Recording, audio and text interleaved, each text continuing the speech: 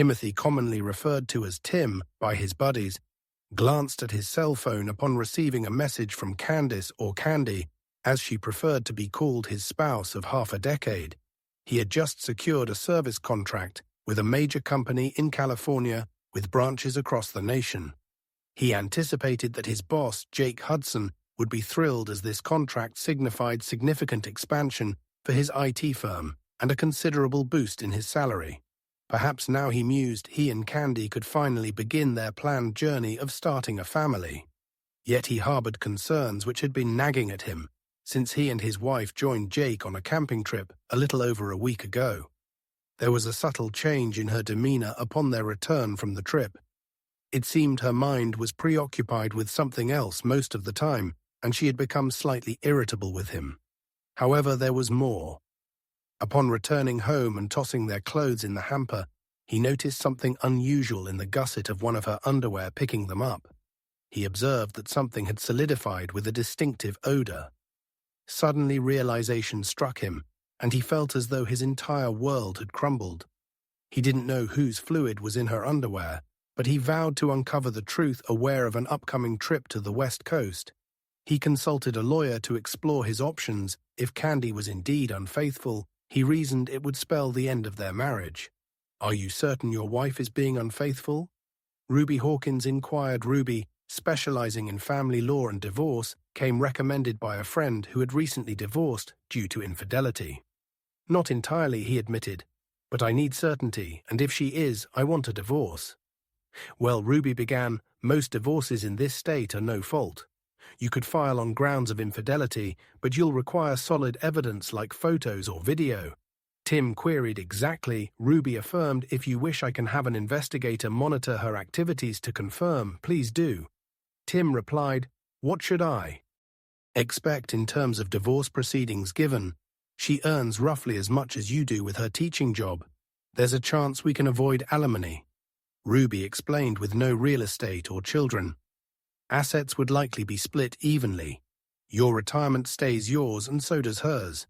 If she is indeed cheating, we'll use that as grounds and leverage any evidence we gather for a favorable outcome. I'll start compiling the necessary paperwork, and we'll proceed once we have evidence."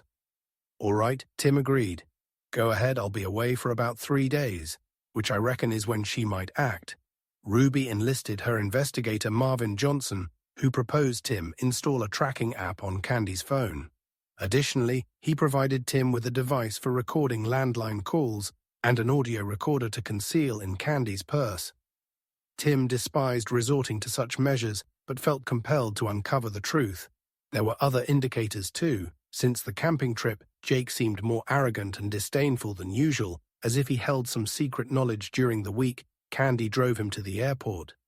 Bidding him farewell with a kiss, he assured her he would call her that night after dinner. She responded "Lie" and wished him safe travels on the first night away. As agreed, he called Candy, only to be surprised when she mentioned she'd be working as a waitress at a party Jake was hosting that evening. According to her, there was an emergency as one of the original wait staff fell ill and Jake requested her assistance. Tim hadn't been informed of such plans by Jake. Candy explained that Jake promised her $150 for the evening, which would be helpful since she wouldn't be returning to work for a couple of weeks. Tim knew classes would resume soon, and he understood she could use the extra money. But he felt uneasy. He questioned her decision, to which she replied affirmatively, expressing her love for him before saying goodnight after ending the call, and KN of worry formed in his gut. He decided to phone the investigator to inform them about Candy's new job. "Just wanted to inform you, Candy's been asked to waitress for a party at Jake Hudson's house." Tim stated Ma confirmed that they would keep him posted, and Tim thanked him before ending the call. The next day he called Candy's cell, but got no answer. He also tried the house phone, reaching only the answering machine. Surely she didn't spend the night with Jake. He thought, however, his hopes were shattered when he received an email from Marvin that afternoon. Candy spent the night at Hudson's house, and she's still there. The email read, "And she was quite busy the night before. I've attached a couple of photos. But I want to warn you, they're pretty graphic. I'll give you my full report when you return." Tim opened the attachments and his heart sank. There was his beloved wife of 5 years engaged in explicit acts. One involved Jake, while the others were colleagues he once considered friends. The second photo showed her sprawled on the floor, tears streamed down his face. As his hands trembled, he couldn't believe what he saw. Timothy, known as Tim, to his friends, tried calling her phone again, but it went straight to voicemail. He also dialed the house phone, encountering only the answering machine, leaving no message. He sought solace in the hotel bar the next morning. He checked the tracker, confirming Candy's phone remained at Jake's house. Marvin verified this assumption with an email containing more photos, including a disturbing scene involving Jake, his son Mike, and others from Jake's IT firm. He once trusted them all, but not anymore. He didn't recognize the other 3 men and assumed they were Mike's friends, concluding his business in California. Tim left the hotel contract in hand and caught an early flight home. Arriving home, he noticed Candy's car was gone. Checking the tracker, her phone remained at Jake's inside. He changed clothes and called Ruby's office. To his surprise, Ruby's receptionist informed him that she was available and could see him that afternoon. Tim called Candy's cell and was startled when she answered, sounding out of breath. He asked her where she was, and she claimed to be at home, catching up, shocked by her blatant lie. Tim informed her that he was done in California, and on his way home, Candy expressed excitement at his return and suggested that she pick him up at the airport when he lands. However, Tim declined, telling her not to bother and that he would grab a taxi after ending the call. He wondered if she noticed his lack of affection. Shaking his head, he left the house to see Ruby. Candy glanced at her phone after Tim hung up. His usual "I love you" sign-off was absent, and his tone seemed distant. She had intended to leave after the first night, but the allure of being between Jake and his son was irresistible. She justified it to herself as something she owed to her own desires. She assumed it would all end once classes resumed, and Tim would remain unaware. Thus she spent the following day and night with Jake and his son Mike. While Jake briefly left for work the next day, Mike kept her occupied and even arranged for friends to join for a group encounter upon Jake's return. She was in bed with Mike on Jake's bed, joining in. Jake suggested sending Tim away more frequently. "I have classes soon," she explained, "so I won't be available on weekdays. I can't risk it while Tim gets home." "Why not?" Jake jested. "Perhaps he'd enjoy seeing you with other men for a change." They chuckled at the notion. Admitting her attachment to Jake, she affirmed her love for Tim and reluctance to hurt him. Jake proposed arranging for Tim's absence over weekends, allowing her to spend time with them. "But Tim will find out." Eventually she voiced, "You're not oblivious." "Don't fret," Jake assured. Reaching for his camera, "I'll hand him just one condition." He added, "What that?" she inquired. "You won't be in bed with him anymore." Jake declared, "You're ours now." "Got it." "How do I manage that?" she questioned. "You'll think of something." Jake dismissed. "Use an excuse like a headache." "I'll try." She acquiesced, unaware. Of the surveillance, they remained oblivious to a van across the street, with mini-cams recording their actions. Tim's devastation upon seeing the evidence Marvin compiled was profound. In addition to photos, there were videos showcasing her acts with multiple men, far beyond what she would do with him. His love for her evaporated as he pondered her behavior. Ruby attempted to console him, but his anguish persisted. How could she change so drastically after 5 years? What had he done to deserve this? And Jake, whom he once considered a friend, now revealed his true nature. "I'll initiate divorce proceedings," Ruby suggested, citing infidelity.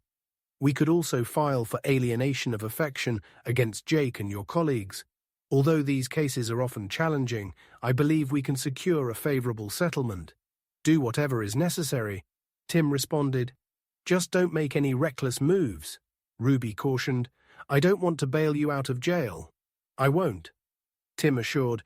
"When will the papers be ready?" "I'll have everything prepared in a couple of days," Ruby assured him. "Meanwhile, try to maintain normally with your wife. I'm not a great actor." Tim confessed, "I won't touch her again. Who knows what she's caught from all those men." Tim declared, "Tell her you're not feeling well." Ruby suggested that should buy you some time. Tim agreed with a nod. "Yeah, okay," he replied, "thanks." Leaving Ruby's office, he felt somewhat relieved but still queasy in his car. Tim realized he couldn't continue working for Jake or being around the men who betrayed him.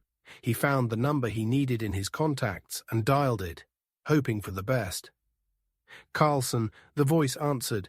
"John, it's Tim Burns." Tim said, "Tim, how are you?" "My friend," JN asked. "Not great," Tim admitted. "Listen, is that position at Empire still available?" John Carlson had long sought to recruit Tim, but Tim's loyalty to Jake had kept him from considering it. Now that loyalty was gone, absolutely. JN confirmed, "Are you finally joining an established company?" "Something like that," Tim replied. "I've realized I can't stay at my current job." "I'm sorry to hear that." John sympathized. "Can I help? Just give me a job," Tim requested. "I'll work as hard for you as I did for Jake." "Done," John agreed. "How about starting on Monday?" "Perfect." Tim accepted. "Great. Why don't you and your wife join us for dinner tonight? Rose will make her famous lasagna, and we can discuss your compensation package." JN proposed. "I'd love to, but I can't bring candy." Tim declined. "Oh," John inquired. "What's wrong?" "I'd rather not discuss it over the phone," Tim said. "But I can explain more tonight, of course." John understood, sounding concerned. "Rose is a counselor. Maybe she can help." "That sounds good," Tim acknowledged. "I'll let Rose know. Can you come by at 6:30? JN asked. "Absolutely." Tim confirmed. 6:30. "It is. Thanks, buddy." "My pleasure," John replied, feeling a weight lifted. Tim drove home, not finding candy. There he entered, showered, changed, and penned his resignation letter. Candy arrived around 5 p.m. Noticing Tim at his computer, she leaned in for a kiss, but he turned and she landed on his cheek. "Is everything okay?" she asked, surprised. "Not really," Tim admitted. "I'm not feeling well. Maybe it's jet lag. I'll sleep on the futon tonight, sleeping out." She queried, "Where are you going?"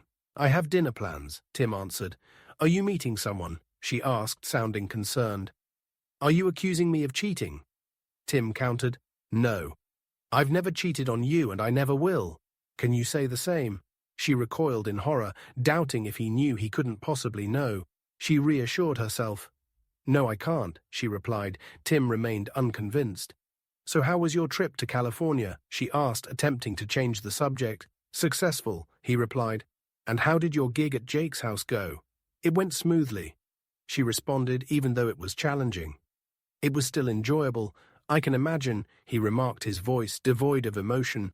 Glancing at his watch, he decided it was time to leave. "I should get going," he informed her, saving his work and shutting down his computer. Standing up, he walked past her without a word and entered the master bedroom to change into something less casual. Upon returning, Candy was seated on the couch. "How long will you be out?" she inquired. "I'm not sure," he replied. "Don't wait up for me." Goodbye. Grabbing his keys, he exited the house. She couldn't help but notice that he didn't kiss her or say he loved her as he always did when leaving after seeing his car depart. She picked up the house phone and dialed Jake, unaware that their conversation was being recorded. "Jake, I think he suspects something." She confided. "What makes you think that?" Jake queried. "He wouldn't touch me at all." She explained. "He always gives me a kiss and says he loves me. But not today. He seemed distant and just left." "Mentioning a dinner appointment, really?" Jake responded. "Did he mention with whom?" "No, he didn't." She admitted. "Jake, what if he knows? What if he plans to leave me? Then so be it." Jake scoffed. "You can always stay with us. And as for Timmy boy, I'll keep him busy enough that he won't be home much, but I don't want to lose him." Candy lamented. "I love him." "Yeah, your actions over the past couple of days really show that." "Don't they?" Jake retorted. "That's not fair, Jake," she protested. "I know what I did with you guys, and yes, I enjoyed it, but I still love him. I don't want to lose him." Sure, Jake dismissed her concern. "Let him cool off. Eventually he'll come around. And if he doesn't, well, we can handle that too." "You're not going to hurt him, are you?" She worried, not explicitly. Jake assured her, "We'll just need to make him see things our way, and you'll play a part in that." What? Candy was taken aback. "That's right." Jake confirmed. "When the time comes, you'll help us make him understand. Remember where your loyalty lies, and remember I have videos that could cause quite a scandal. If they were to surface, you wouldn't dare." Candy protested. "Oh, I would." Jake asserted. I have footage from the camping trip and other compromising situations. You belong to me. So it's to you to keep Timmy boy in line feeling trapped. Candy reluctantly agreed. Okay, Jake, she conceded, but please don't hurt him. Jake smirked over the phone. Sure, he dismissed her concern, ending the call. Meanwhile, Tim arrived at the large two-story home where JN and Rose Carlson resided. He exited his car, bringing along the bottle of wine he had picked up on the way. John greeted him at the door, graciously accepting the wine. Come on in, Tim, JN welcomed him with a smile. And thank you, it'll be put to good use tonight. Following JN inside, Tim was introduced to Rose, who was waiting in the dining room with her lasagna. Tim, this is my wife Rose. John introduced Rose, meet Tim. Burns, our new account representative. Tim shook Rose's hand as John opened the bottle of wine. Nice to meet you, Tim. Rose greeted him with a smile. Pleasure's mine, Mrs. Carlson. Tim replied, Please call me Rose. She insisted. Mrs. Carlson sounds too formal. Seated at the table, Rose served up portions of lasagna, while John poured the wine. Tim expressed his gratitude, acknowledging the delicious meal. This is the best lasagna I've ever had, he complimented. I'm pleased you enjoyed it, Rose remarked. It's one of my specialties, so Tim. I don't mean to pry, but I'm curious why you left Jake so abruptly. JN inquired, Did something happen? Tim nodded before elaborating. Yeah, something happened, he admitted. Please, Tim, share with us. Rose encouraged, taking a moment to collect his thoughts.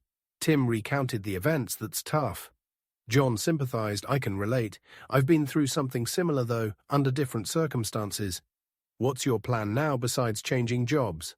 Rose asked. I've consulted a lawyer and I'm filing for divorce. Tim revealed. My attorney says it'll likely be an even split. Have you considered counseling? Rose suggested it's beyond that point. Tim responded, I don't understand what's gotten into Candy. It's like she underwent a sudden transformation into someone I don't recognize. How are you coping with all of this? Rose inquired. Not very well, Tim confessed. My lawyer advises me to act normally around Candy, but it's challenging. I can't even bear to look at her. Perhaps counseling could help. She suggested I might consider it. Tim acknowledged. John is right. Rose is the best in the field, John interjected. I believe she can assist you through this if you're open to it.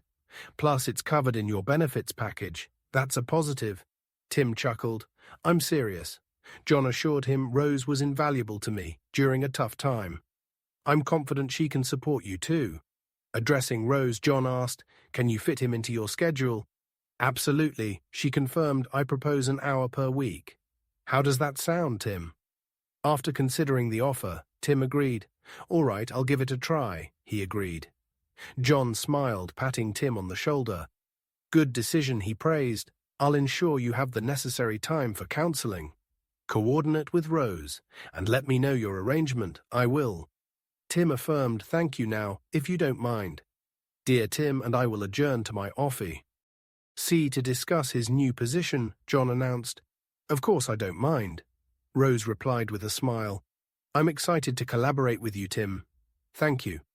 Tim expressed as he stood with JN.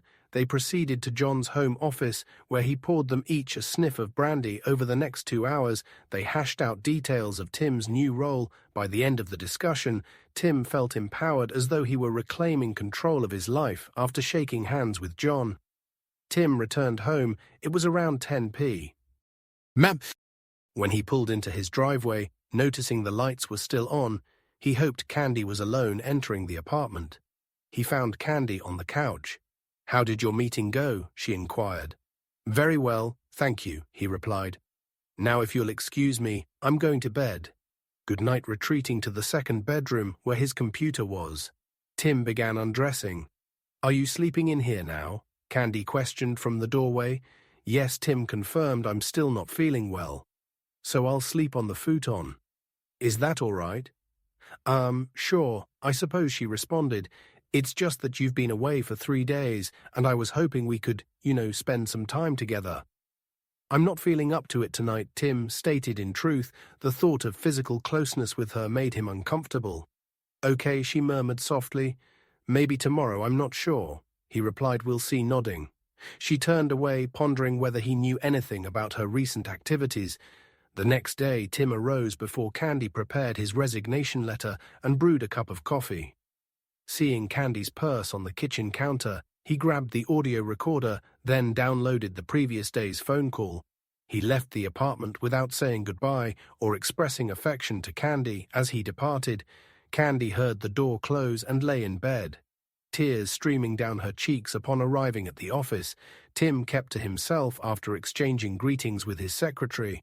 He retreated to his office and shut the door while packing his belongings. Jake entered the room. "What's this?" Jake queried. Tim reached into his briefcase and extracted 2 envelopes. "One contains the signed contract from California," he explained, "and the other holds my resignation effective immediately. I expect a bonus for securing the California account, and my final pay, including my remaining vacation time." "Resignation," Jake exclaimed, taken. "Ack, why are you leaving? I need you." Jake protested seriously. Tim retorted, "You honestly don't know why you think I'm naive. I'm not frankly certain. Revelations have surfaced, compy. Ling me to resign. I've secured a position with another company. I'll be leaving here shortly, then heading to HR. Wait, Tim, can't we discuss this?" Jake implored. Tim shook his head. "There's nothing to discuss." "Jake," Tim asserted, "I'm done. Finished. I once considered you a friend, but you betrayed me and ruined my marriage. Find someone else to deceive, so this is about that." Jake probed, "Just so. You know your wife willingly engaged in closeness with me." Jake divulged, "We don't need to let that ruin your career. Just go with the flow for now. Let Candy explore her desires. When she's done, she'll return to you." "You're despicable, aren't you, Tim? Accused, you expect me to accept that? By the way, how long have you been involved with her? The first time was during the camping trip. Jake confessed on the second day while you and others were skiing. She initiated it in your tent, claiming I was superior to you. Then she begged me to have lovemaking with her. Remember when you suddenly sent me away to handle something at the office? You wanted me out of the way to be with my wife," Tim realized. "Yeah, so what?" Jake shrugged, but Tim wasn't done, "and hiring her as a waitress at your party was just another ploy to sleep with her, right, correct?" "So what?" Jake reiterated. Tim halted the audio recording he had secretly initiated when Jake entered. "Thank you for your confession." Tim declared now, "If you'll excuse me, I'm finished packing, I'll head to HR, and I'll be on my way." "Wait," Jake protested. "You can't use that recording, we'll see." Tim remarked, "I'm leaving, goodbye." Jake, "Rot in hell." "Wait, you forgot something," Jake said, holding up a photo of Candy from Tim's desk. "I didn't forget," Tim replied. "I don't want it. If you and your son are so keen on her, she's all yours. I'm done with both of you. Goodbye with that." He exited the office, leaving Jake bewildered. How did Tim discover what had happened between Candy, him and his son? Jake pondered. "What do you mean he resigned?" Candy demanded. "When Jake called, he handed me a signed contract and a resig. Nation letter and left." Jake explained he knows Candy. "I don't know how, but he knows. What did you tell him?" She inquired the truth. Jake admitted, "I told him about the first incident on the camping trip." "You fool," she scolded, and Jake prompted. "So I told him everything." Jake admitted, "Even left the photo of you he had on his desk." "Great." She sighed, tears streaming down her face. "What now?" she asked. "Not my concern." Jake shrugged. "Hek, your husband handle it, unless you want me to come over and enlighten him." "No," she refused. "You've done enough, thank you. Stay out of it. I'll handle it or not." Jake said dismissively. After that, he ended the call. Candy glanced at her phone, tears streaming down her face. She dreaded the thought of divorce, but she understood Tim's stance on her infidelity, determined to salvage their marriage. She sank onto the couch, her head in her hands, sobbing over her actions. A few minutes later, Tim arrived home, spotting Candy's car. He scanned for Jake's vehicle, but found none carrying his box and briefcase. He entered. He noticed Candy on the couch, but said nothing as he headed into his office. After locking the door, he checked for voice recordings, found one of Candy's conversation with Jake, and promptly forwarded it to his lawyer. "Hello, Tim," she greeted when he called. "I've just received your latest email. I'm filing your paperwork now." "Good," Tim responded. When can they be served if you'd like? I can arrange for them to be delivered late this afternoon. She offered. Will that work? It will, thanks, he acknowledged. After hanging up, he retrieved his .45 caliber semi-automatic pistol from the weapon safe. More as a precaution than intent in the kitchen, he placed it on the table. We need to talk, he stated. Setting the pistol down for quick access, is that necessary? She questioned, pointing at the weapon. I hope not, he replied, just a precaution in case your lover decides to show up. My lover, she queried. Don't play coy, he retorted sternly. Sit down, we have things to discuss. Terrified, she obeyed, uncertain of her husband's intentions. Firstly, Tim began, someone will serve you with papers later today. Divorce papers, Candy. Gasped, why, I don't want a divorce, I love you, bull. Tim countered, I know about you and Jake, his son, and others you've been with lately. So I filed for divorce due to infidelity. Infidelity, she objected. You have no proof. Tim smirked, revealing an envelope containing time-stamped photos, showing her with multiple men, including Jake. I also have video and audio. Tim added, interested. She shook her head, realizing it was futile. Good, he said. Given the circumstances, I've been more than fair. No support, half the bank funds split. Each keeps their retirement and you keep your belongings. I've cancelled your credit card and have a check for your share, also a restraining order. Mandates you stay 500 FFT away from me, my home and my workplace.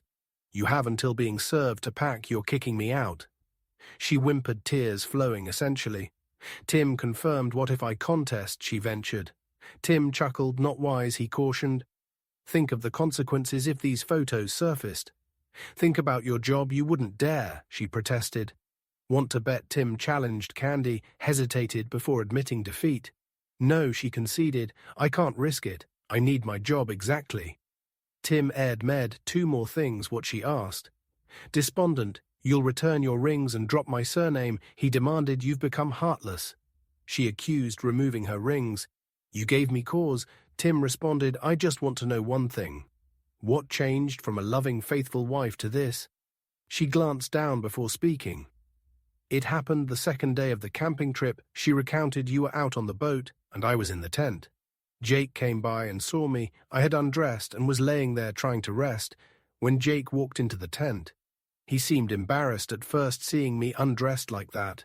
We started talking, and then he exposed himself, and that was it.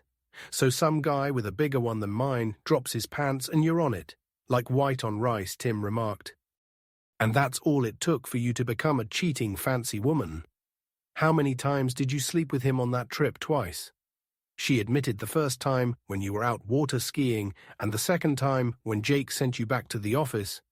Tim shook his head and gestured at the photos. I see that none of your lovers used any protection, he observed. Weren't you worried about getting pregnant or contracting something? I'm still on the pill, she defended. That doesn't eliminate the risks. Tim pointed out, you could still get pregnant or contracted disease. Was that what you were aiming for? Oh God, no, she insisted. Tim shook his head. You know, in all the time we've been together, I've been hit on a lot by women who look much better than you, he confessed. I turned them all down. I believed I had a loving and faithful wife at home whom I'd never betray. But you didn't even consider the consequences. You didn't care about my feelings. All you wanted was pleasure. I hope it was worth it to you. Now pack your things. I expect you gone once you're served. Tim, please, she pleaded. Can't we get some counseling? Please, I'll never do it again. I promise, can't you forgive me this time? I will never forgive you for what you've done. Tim declared, his expression harder than she had ever seen before. From the moment Jake dropped his trousers, you willingly betrayed me, and I can never forgive that level of betrayal. But don't you love me enough to work through this? She asked. He shook his head. No, right now, I can't even look at you. He admitted, the sooner you're out of my life, the better. Now start packing. Whatever you leave behind will be disposed of. Sobbing, she stood up and went into the master bedroom to pack. Tim watched as Candy brought out bags full of items. She stopped once and looked at him. Can you at least help me take these to my car? She requested. Nope, Tim refused. You're on your own, and remember, anything left behind will be discarded or donated. She carried the bags to her car and returned for more exhausted. I can't fit anything else, she admitted. Can I return for the rest later? No, Tim reiterated. You won't be allowed back. Ask your parents to collect your belongings, or I can hold off disposal for a few days. Thank you. Thank you, Tim. I appreciate that. She acknowledged. Oh my God. I just thought, what will I tell my parents? Try the truth. For a change, Tim suggested. Tell them you cheated on me with my boss and others, and I had to ask you to leave seriously. She questioned. They'll disapprove regardless, Tim asserted, but it'll be worse if you lie or sugarcoat it. You know how they feel about dishonesty at that moment. A knock sounded at the door. I believe that's for you, Tim remarked. Candy approached the door cautiously and found a sheriff's deputy standing there. Are you Candace Burns? He inquired. She affirmed, yes, that's me. May I see some ID, please?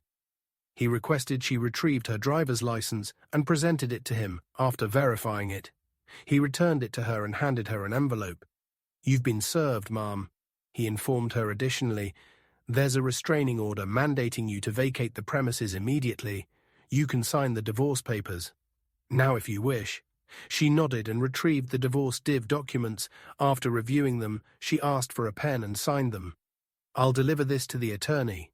He assured her you need to leave now. If you attempt to return, you'll be arrested. Do you understand? Yes, she replied, tears streaming down her face. She glanced back at Tim. I'm deeply sorry, she apologized. Yeah, me too. Tim responded, goodbye. Goodbye, she whispered as she departed. The deputy nodded at Tim before departing. The following days were chaotic for Tim. Candy made no attempts to contact him, but Jake left 2 threatening voicemails on the house phone. Damn it, Tim. I know you're there, he yelled. If you don't drop this lawsuit, I'm coming to kick your ass. Tim smirked, saved the voicemail and forwarded it to Ruby, who notified the local sheriff's department. Candy's parents also called, asking if they could. LD retrieve more of her belongings. Sure, just make sure she's not with you. There's a restraining order against her, Tim informed them. Okay, George, Candy's father's side. When George and Candy's mother arrived, they collected her remaining items and urged Tim to reconsider the divorce. Tim, she made a mistake. Can't you forgive her and take her back? She loves you. Candy's mother pleaded. What did she tell you, Bernice? Tim inquired. She admitted to messing up with your boss. Bernice replied, and that's all. Tim pressed. Yes, she didn't go into details and we didn't pry. Bernice explained. Tim retrieved the envelope containing the photos and SD cards and showed them to Bernice and George. They were appalled by what they saw. I had no idea it was this bad. I'm sorry, Tim. I don't blame you. Bernice expressed. George's anger was evident. I'm going to have a serious talk with our daughter. He vowed. Have you done anything else with these photos? He asked Tim. Tim shook his head. Not yet, but I warned her not to contest the divorce, he disclosed. They sympathized with him before finishing packing Candy's belongings. 30 minutes later, they bid Tim farewell with a warm hug and departed later that day. As Tim watched TV, another knock sounded at the door. Glancing through the peephole, he saw Jake, Mike, and 2 former colleagues. He retrieved his pistol from the weapon case, called emergency, and held the weapon behind his back, barely opening the door before they barged in. He confronted them with the firearm. We're going to smack you up, Jake threatened. Tim pointed the weapon at Jake, causing them to pause. You really want to test me? Tim challenged. Just so, you know, I've already called emergency and the police are on their way. If you're here when they arrive, you'll be arrested for violating the restraining order. Tim warned Jake he's serious. One of the men cautioned Jake, hesitated, then turned to Tim.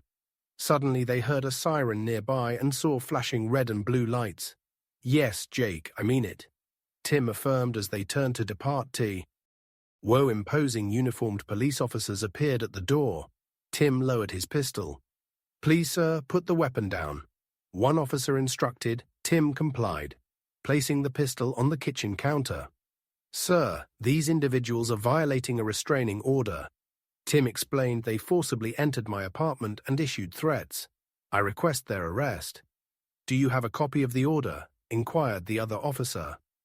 Tim nodded. "Yes, officer, I do," he replied, retrieving an envelope from the counter and handing it to the officer, who carefully examined the document after a brief inspection.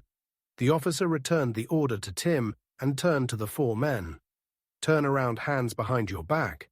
The officer ordered. The men glared at Tim as the officers handcuffed them and read them their rights once restrained. One officer addressed Tim. "Do you possess a license for that firearm?" He inquired. "Yes, I do." Tim confirmed. "Would you like to see it?"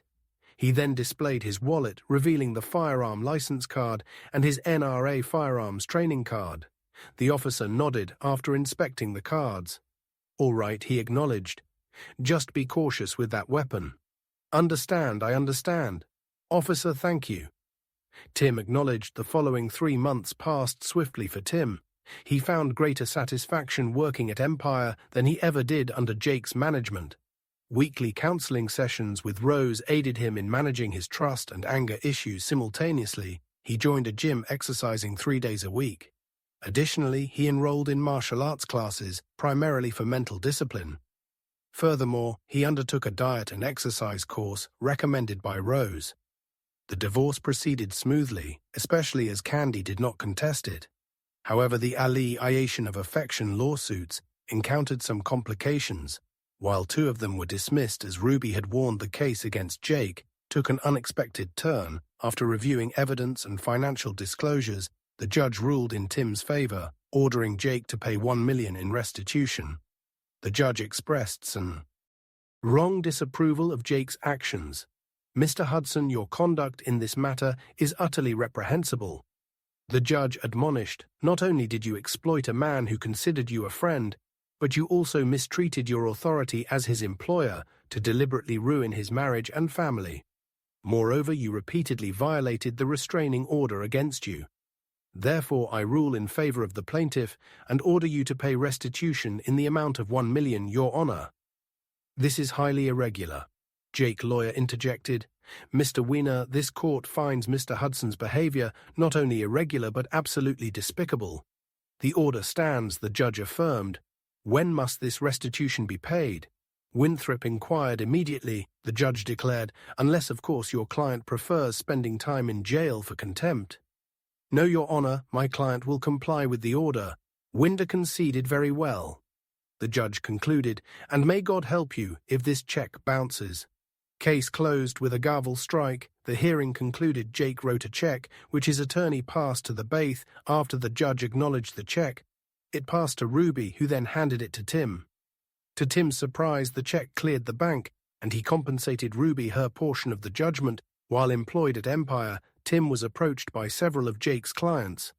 Word of the lawsuit had spread, and numerous businesses were hesitant to engage with someone who actively sought to wreck another man's marriage. They viewed such behavior as indicative of a lack of trustworthiness. Tim speculated that at the current rate, Jake would likely be out of business within a year. Throughout this period, Tim declined to date, despite being approached by several pleasant women at work. He considered himself married until the final decree was granted. Only then would he entertain the idea of pursuing a relationship. Upon receiving the final decree, Tim celebrated with colleagues, including a lap dance from a generously endowed stripper a couple of months after the divorce was finalized. Candy's mother called Tim. "Tim, it's Bernice. Can we talk for a few minutes?" she asked. "Of course, Bernice," he responded. "What's on your mind?" "It's about Candy." She revealed, "She's tested positive for HIV. I'm sorry to hear that." Bernice. Tim sympathized, but honestly, "I'm not surprised. Besides, we're officially divorced now, so there's little I can do. She's not covered by my insurance, and I'm not responsible for her." "I understand." Bernice acknowledged, "I was hoping you could spare a few minutes to talk to her." "I suppose I can, though I'm unsure of its benefit." He conceded, "Thank you so much." Bernice expressed her gratitude. Tim drove to Bernice in George's residence and was taken aback by Candy's gaunt appearance. She approached him, but he gestured for her to remain seated with a heavy heart. She complied, inviting him to sit on the couch. "You're looking well, Tim," she remarked. "Better than I remembered. How have things been for you?" "Things have been good, Candy," he replied. "New job, new friends, and a fresh perspective on life. How about you?" Not great at all. She confessed you know about my HIV status. That's what your mother informed me. He confirmed, I'm sorry to hear that. But frankly, I'm not surprised. Do you know when you contracted it? He inquired. I believe it was during one of my encounters at Jake. She admitted I engaged in unprotected lovemaking with multiple partners that day. Does Jake know? Tim questioned. She shook her head. Not yet. She admitted Bhutan have to inform him so he can get tested. I doubt he'd take it well. No, probably not. Tim agreed. Listen, Tim, I want to apologize to you one last time. I hope you can find it in your heart to forgive me for what I've done to you. I now realize the devastation my actions caused. I could have declined at any point. But I didn't. I was foolish and selfish, allowing my desires to override my better judgment. And now I'm facing the consequences. You were the best husband and lover I could have asked for, and I squandered it all for a fleeting pleasure. I know you despise me, and you have every right to, but I don't want to depart this world without your forgiveness. Tim pondered her words carefully. It was the first time she took ownership of her actions and acknowledged their impact on others. Though he could continue holding a grudge, he remembered his sessions with Rose. Grudges wouldn't help him move forward. With a nod, he responded, All right, Candy. He said, I forgive you. She burst into tears as she sat in her chair. Tim contemplated embracing her but decided against it when she waved him away. Thank you so much, Tim, she said, tears welling in her eyes. That means more to me than you know. Listen, I want you to find a woman you can love and trust, marry her and have children with her. I'm done, I'm finished, but you have your whole life ahead of you and you deserve to be happy. Thank you, he replied. I'll do that. And if you ever want to just talk, let me know. Okay, she nodded, wiping away her tears. I will, Tim, she assured him. Thank you for coming over and talking with me. I've missed you so much these last few months. I've missed the woman I married. Tim said calmly, How are things with Jake and Mike? By the way, she shook her head. Not good. She admitted he's gotten very abusive lately. He didn't take losing to you in court. Very well, you probably know his business has taken quite a hit lately. I've noticed. Tim acknowledged. Has he hurt you physically? Not yet, but he's very volatile, she replied. Do you want me to be with you when you tell him about your diagnosis? Tim offered. No, but thanks for asking anyway, she declined.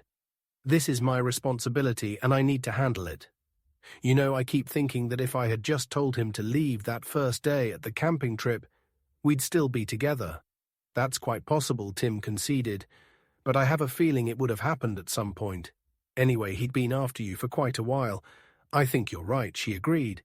Listen, I'm getting really tired and I need to rest before I go back. Thank you for coming over. It really does mean more to me than you know. You're welcome, Candy, he said. And remember, call me if you just want to talk or something.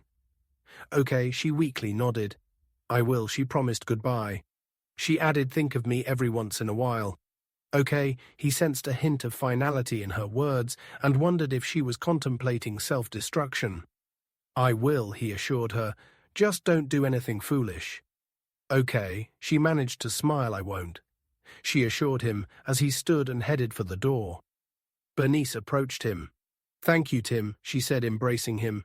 This means more to her than you know, and to me as well. Oh, welcome, Bernice, he replied. Keep an eye on her. Okay, I will. Bernice promised. A couple of weeks later, Tim was seated on his couch having dinner and watching the evening news when a report caught his attention. The bodies of a local businessman, his son and a woman believed to be the man's lover were found earlier today in what police believe was a double homicide and self-destruction. The anchors reported Jacob Hudson, president and founder of Hudson Consulting, along with his son and an unidentified woman, were discovered. Dead, all three suffered weapon shot wounds. Police are investigating the incident and further details will be provided as they become available after overcoming his initial shock. Tim phoned Bernice. She answered the call in tears. Bernice, what's happening? He inquired. We just learned that Candy is dead, she replied. It appears that Jake shot her, then his own son and himself. Oh my God, Tim exclaimed. I saw a report on the news and was hoping it wasn't her. I'm so sorry, it's her. Bernice confirmed. Do the police have any idea why it happened? Tim inquired. They're not entirely certain, she explained, but I believe she told Jake about her HIV diagnosis, and he snapped. Autopsies are underway. I'm truly sorry, Bernice, Tim expressed. I want you to know I never wished for this. I understand, Tim, she responded. Candy made her own choices and faced the consequences. Nonetheless, losing an only child is devastating. I take comfort. Tian thinking she's in a better place now. Well, if there's anything I can do, please let me know, he offered. Thank you, Tim, she acknowledged. Candy's memorial service occurred a couple of weeks later, and Tim took time off to support her parents. According to the autopsies, both Jake and Mike were HIV positive, like Candy, based on police findings. Candy disclosed her diagnosis to Jake, suggesting they get tested upon discovering they were also positive. Jake fatally shot her, then his son, and ultimately himself. Tim mourned Candy's pass away for a few days, reminiscing about their happier times together. Then unexpectedly, Cynthia Stone, another colleague, visited him. Hey, cowboy, she greeted. Want to join us for happy hour tonight? You seem like you could use some company. Tim hesitated briefly, almost declining, but reconsidered what the heck he responded. I could use some good company right now. Sure, count me in. Great, then meet us at the hitching post after work. Okay, she suggested, smiling. I'll be there. He confirmed thanks for the invitation as she walked away. He contemplated the cycle of life, then he heard a familiar female voice in his mind. Go for it, big boy, she's into you, the voice suggested, surprising him. He scanned the surroundings, but found no one. A shiver ran down his spine momentarily. No, he thought to himself, that can't be possible. Or can it?